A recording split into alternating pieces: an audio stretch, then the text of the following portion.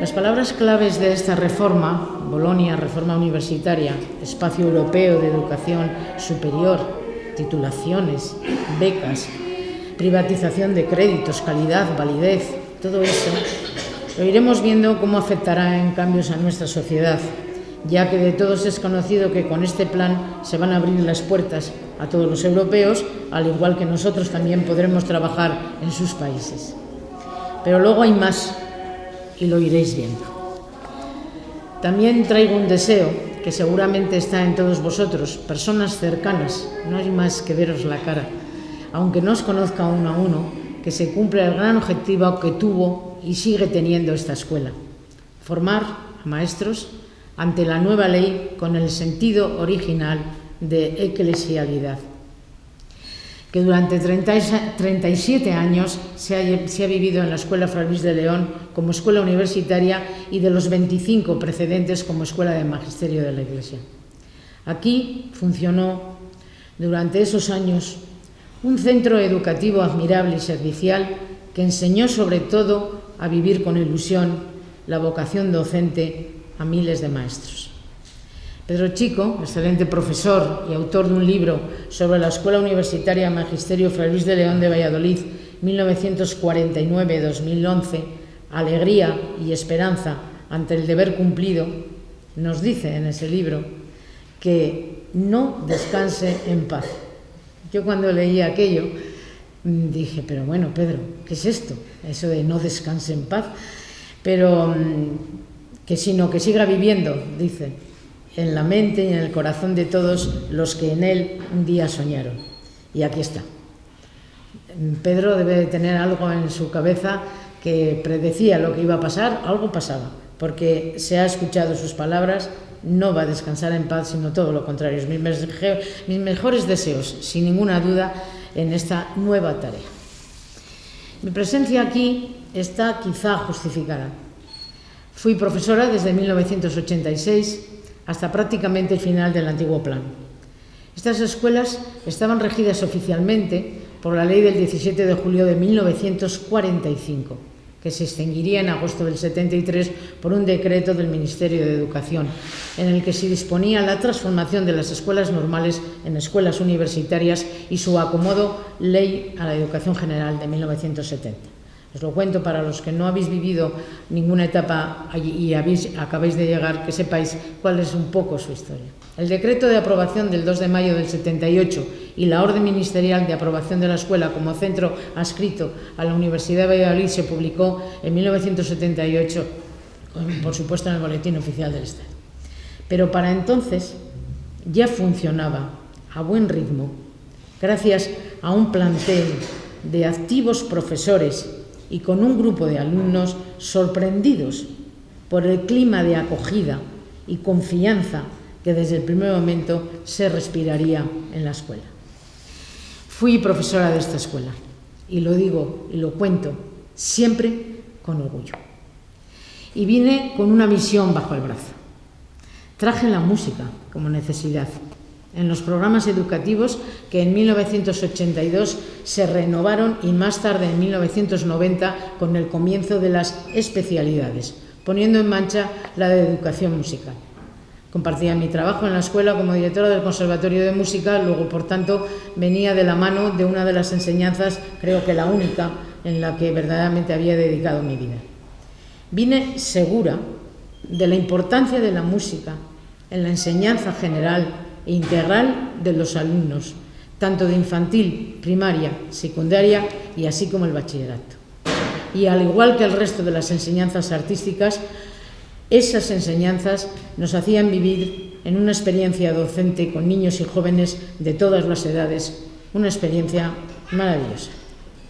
No he venido a hablar de la música, pero sí que me gustaría decir en estos momentos puntuales que la música y el resto de las enseñanzas artísticas no distrae, no dispersa la atención de los alumnos, sino todo lo contrario. Estas enseñanzas desarrollan capacidades, tanto cognitivas como creativas, y ayudan al desenvolvimiento intelectual de la persona. Perdónenme, pero hoy lo tenía que decir. En esta escuela se tiene cuidado con las relaciones entre los miembros de la comunidad educativa, la docente y discente, para que se viva conforme a la justicia y a la fraternidad. Las palabras de Luisa Argüello en la homilía de la misa han dicho muchas más cosas de las que yo puedo decir sobre muchos aspectos. Yo humildemente, pensando en que hoy iba a estar con vosotros, he recogido algunas ideas que las he vivido por tener 68 años, que son los que tengo. En esta escuela están avalados los estudios, la seriedad, el valor y las buenas actitudes pedagógicas y docentes. En esta escuela es evidente que su ambiente nunca se identificará con ninguna intromisión en las vidas y en las creencias. El testimonio de sus profesores y el clima religioso se hace normal. Máximo respeto a las creencias personales. El poder compartir experiencias vitales que orientan la vida. Un ambiente de comprensión, solidaridad, apertura a la vida sin complejos. Un estilo educador, cercanía con los profesores, preocupación por los alumnos. Un respeto y sensibilidad espiritual y moral por las ideas, opciones y personas. Aprovecharlo. Muchos de los que estáis aquí ya habéis empezado una tarea educativa y ya habéis empezado a experimentar lo que es la educación para el maestro. Hay otros que llegáis por primera vez y llegáis de la mano de quizá de una vocación. A mí esa palabra me suele dar un poco de yuyo, pero bueno, de vocación, también por una cierta inclinación hacia esto. Pero eso no os vais a arrepentir nunca. Mira, la sensación del maestro ahí delante de ese niño que mira y que atiende y que quiere saber y que espera todo de ti. Una pequeña paréntesis. Fíjate, la persona que más me hizo a mí pensar en esto fue Gabriel, un niño ciego que he tratado muchísimo, que en este momento es estudiante de Derecho. Me decía, qué pena, Angelines, no verte. Porque verdaderamente ese maestro ante el niño, ante el que te está queriendo recibir, pues es algo maravilloso. Y en los tiempos en los que vivimos existe, ¿no? He estado hasta el año pasado en el conservatorio, a pesar de otras tareas, y ese niño todavía está ahí. Ese niño nos espera. Durante la trayectoria de la escuela se ha destacado por la limpieza de su lenguaje y de costumbres entre los alumnos. La serenidad en los juicios éticos y sociales os van a acompañar. La cordialidad de las relaciones, la responsabilidad de los deberes y de los derechos. Todo eso es lo que vais a encontrar en esta escuela. Y lo digo con la experiencia de haber pasado por ella. Perdonadme, pero de verdad que no, aunque dé la sensación, no estoy exagerando. En la Escuela Universitaria Fray Luis de León se tiene la impresión de estar formando un ámbito universitario de otro estilo a lo tradicional. No es diferente en los planes de estudio ni en las exigencias académicas, sino en el ámbito de la relación. Por favor, aprovecharlo. Hay una segunda parte de esta charla que me dijo Carmen que teníamos que hablar y que yo estoy encantada con vosotros y para vosotros, que es en este momento de máxima actualidad. El título se ha dado La Escuela de Fray Luis de León, un reto ante o en la emergencia educativa. Emergencia educativa.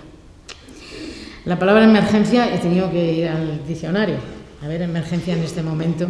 Tiene una traducción tremenda. La traducción es tremenda. Situación fuera de control que se presenta por el impacto de un desastre. Bueno, por favor. Yo, así dicho, puede uno ponerse, bueno, decir, voy a cerrar el libro y no voy a ahondar más. Aparece cuando en la combinación de factores conocidos surge un fenómeno o un suceso que no se esperaba. Eventual, inesperado y desagradable. por causar daño o alteración en las personas, los bienes, los servicios y el medio ambiente. Estoy leyendo lo que he leído, sin exceder la capacidad de respuesta de la comunidad afectada. La emergencia educativa, que experimentan muchas veces con impotencia los educadores y los padres de familia. Y ahí es donde me sitúo en el sitio adecuado, porque nunca pensaré en ningún desastre. Todo lo contrario. Creo que estamos en el momento oportuno y de la mano de Benedicto XVI, porque es la cantidad de veces que el Papa habla sobre esto, es lo que más me ha impulsado a ver qué se puede hacer, ¿verdad? Vivimos en tiempos en los cuales se experimenta una auténtica emergencia educativa. Ahora ya sabemos lo que queremos decir. Formar a las jóvenes generaciones de las que depende el futuro nunca ha sido fácil, pero en nuestro tiempo parece que se ha hecho todavía más complejo. Se difunden una atmósfera, una mentalidad y una forma de cultura que llevan a dudar el valor de la persona, del significado de la verdad y del bien, en la última instancia de la bondad de la vida, y al mismo tiempo se experimenta con fuerza una difundida sed de certeza y de valores. Hace falta transmitir a las futuras generaciones algo válido, normas sólidas de comportamiento, indicar elevados objetivos hacia los cuales orientar con decisión la propia existencia. No lo digo yo, lo dice Benedicto XVI. Ante la emergencia educativa, invito a todos los padres y a los padres se les invita siempre que estamos hablando de educación. En este caso, a lo mejor no es el momento, pero sí a los educadores y a los jóvenes, porque lo sois, a que veamos la cuestión en la profundidad que tiene, que entremos en las raíces de la misma, de tal manera que observemos sin complejo de ningún tipo que hoy hay un problema fundamental y de capital importancia como es la concepción de hombre que tengamos. Es decir, hay una cuestión antropológica, lo decía Luis, y en ello va no solamente la felicidad del hombre, sino también los proyectos que haga para sí mismo y los demás, que es lo que verdaderamente en este momento nos preocupa. Crece la demanda de una educación capaz de responder a las expectativas de la juventud. Una educación, ante todo, que sea testimonio. Nos ponemos de nuevo en manos de Benedicto XVI y dice: el desafío educativo consiste en ofrecer a los jóvenes un pensamiento fuerte. Y hay que ayudar al joven para conseguirlo, educándole que sepa juzgar el ambiente en el que vive. Es muy importante. Y a considerarse como persona y no como un número de masa. El pensamiento fuerte es capaz de una acción fuerte, evitando el peligro que en ocasiones se corre de anteponer la acción al pensamiento y de hacer de la experiencia el manantial de la vida. Siempre me ha hecho pensar esa frase, una frase de Montini, que también la utiliza Benedicto XVI. El hombre contemporáneo escucha más fácilmente a los testigos que a los maestros. O si escucha a los maestros, lo hace porque son testigos. Ahí está. Creo que da con la clave. El pontífice considera que España, al igual que los demás países europeos, quizá más que muchos de ellos, atraviesa en estos momentos una emergencia educativa. Esta emergencia es más grave incluso que la de la crisis económica, pues la precede. Ahí está. Y la explica.